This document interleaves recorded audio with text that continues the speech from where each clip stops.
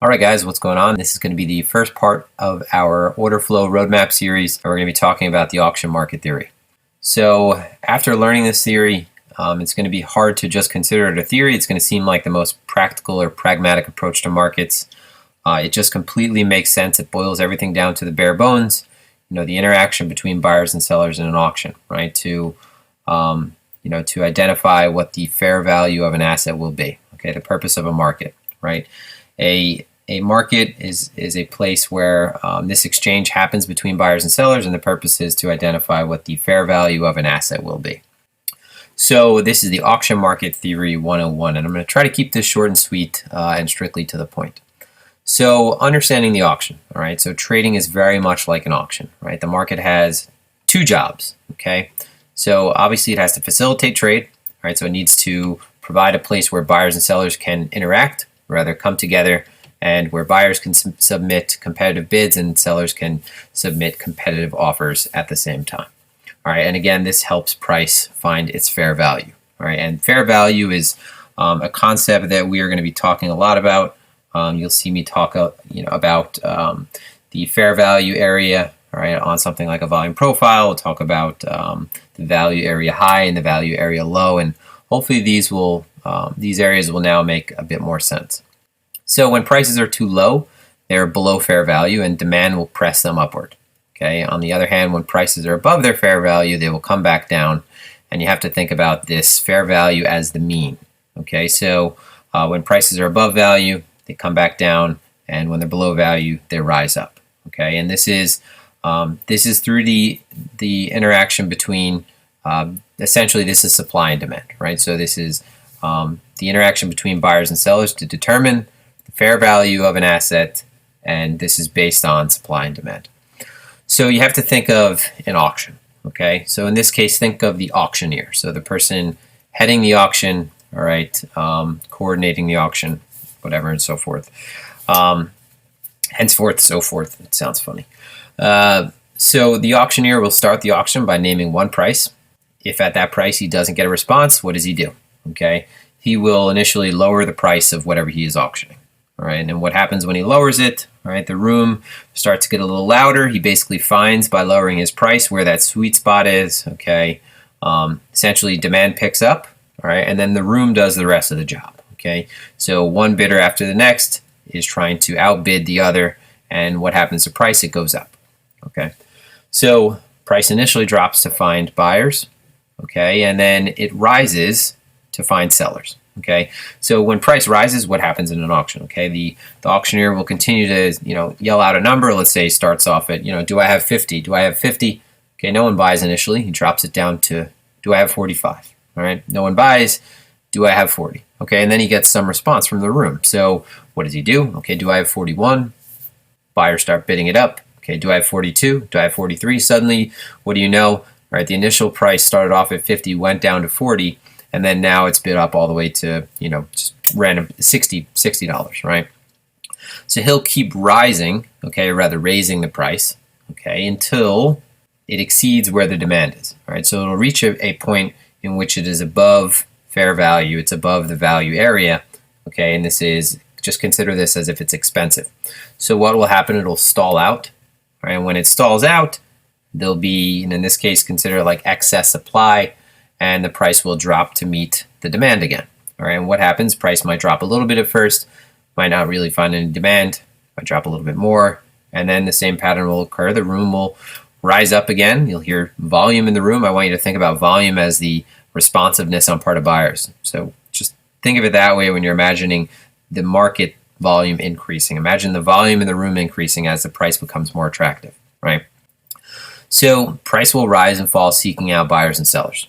Okay, just as in an auction, again, volume will confirm interest and acceptance of prices. So acceptance is going to be important. We're going to talk about acceptance. You're going to hear me refer to the concept of acceptance rather when we look at certain things like footprint charts, order flow charts, volume profile. And when we're talking in regards to, or rather about the value areas, right, the value area high and low being broken.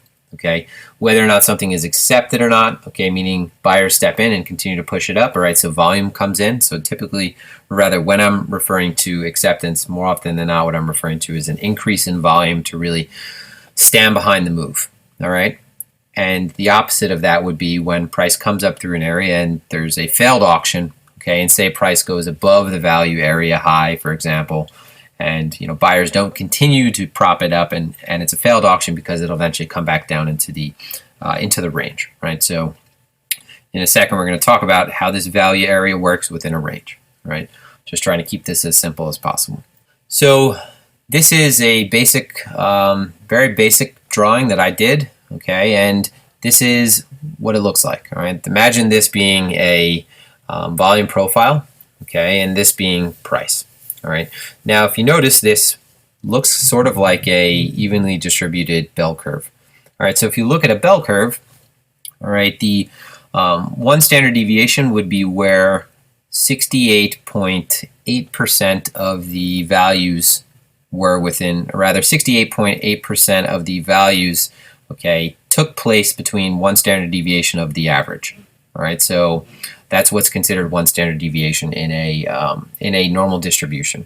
So this is kind of similar to how we set up our value area when we're making calibrating the settings for our volume profile. So we'll put it around 68 or 70%, and what it will do, it'll include where 70%, or rather, it will highlight where 70% of the trading volume took place, or in the case of if you use 68, right? Now remember, it's not a normal distribution; it doesn't always look very balanced, but in the case of, just for this example, we're looking at a very balanced volume profile, right? So just imagine this is very balanced, this is a very even distribution, and these lines right here are what would be considered the extremes of one standard deviation. Okay, so imagine this is the average, okay, and so this is, I believe this would be 34% to the top, 34.4, and then 34.4, right? And that would include what is considered within one standard deviation of the average. So not to overcomplicate things, but it's just worth pointing out. So this is very balanced. So this would be, all right, the side profile of an auction. So imagine this as the auction, as we were just talking about, okay? So price starts here, comes down, all right, looking for buyers, okay? It falls below value, immediately it's bid up, right? It's bid up, okay, again, maybe it exceeds that demand initially, comes back down, finds demand, comes all the way up again. It's bid all the way up. Okay, buyers bid it up to the point where it's above value. No one's interested in buying anymore. All right, so what happens? It comes down, meets demand again. No one's interested in selling anymore. All right, now in this case, no one's interested in selling, but buyers are interested again. So it's bid up, okay, and this process continues. And again, what happens? It comes above value and no one is interested in buying anymore. So think of the auction. Price is raised too high. There's no more interest in the room to buy at this price. So what happens? It comes back down and it eventually settles into its fair value area. So just imagine this is a very balanced range. So when we talk about balanced range, it'll have this very even distribution. So if we're looking at a volume profile, I'll point that out in a second. So this is just price moving within a range. And we'll see that it'll go below value and it'll immediately revert back to the mean, and it will spend most of its time between what is the value area high, okay, and the value area low. So there's two types of auctions, all right? So there's a ranging bracketed market, all right? Not many of you have likely heard it referred to as a bracketed market, all right? It's a little bit older. That goes back to market profile. But, this is basically a range, all right? So price is just, ending a period of trending behavior and it's now consolidating. Okay, so basically, whether it's the beginning of a trend or the end of a trend, price will consolidate and it will form a balance between buyers and sellers, okay, in this auction. Okay, so it gets auctioned from lows to highs, all right, no indication of who will ultimately gain control in the near term. This is where a lot of the times you'll see, traders and investors looking for outside information to determine, what direction the next move is going to take. Okay, but, the moves between here, so from low to high, to low, these are basically just rotations. So when we call something a rotation, just think about it like that. So it's a rotation from the lows to the highs, okay, back. So we're just considering, from value area low to value area high, basic rotation within the auction. All right. Again, no clear indication of what side will win out. Usually it's the one who runs out of ammunition, right? And this can occur after a trend up, all right? And what we'll see is the market will typically consolidate before continuing, okay? But for continuation, what it needs to do is show an increase in buying, right? Obviously, eventually buyers have to accept this at a new value area, right? And that takes us to the trending market. So trending market is essentially a series of fair value areas moving in one direction, whether this is upward or downward over time. So imagine if this is a very balanced auction, what happens? Price is very balanced out between buyers and sellers, okay? And then eventually, price will breach an area. All right, let's say that it's come above the value area high multiple times, eventually breaches it. And in this case, when it comes above this area rather, buyers step in, okay, that volume comes in. And then this fair value area that was right here, all right, is moved to a new location, right? It might just continue in a new range here, but nevertheless, what we see is in a trend, it's a period of, or rather a transition from a value area, rather a fair value area, to a new price range and then to a new price range and so forth. This fair value just keeps getting brought to new locations, all right? And what happens in a trend, this brings in all market participants, typically from all time frames. So if you're a scalper and you're just operating on the 5-minute chart, then you have your swing traders that are looking to take advantage of, range to range, right? They might be looking to swing from one range to the next.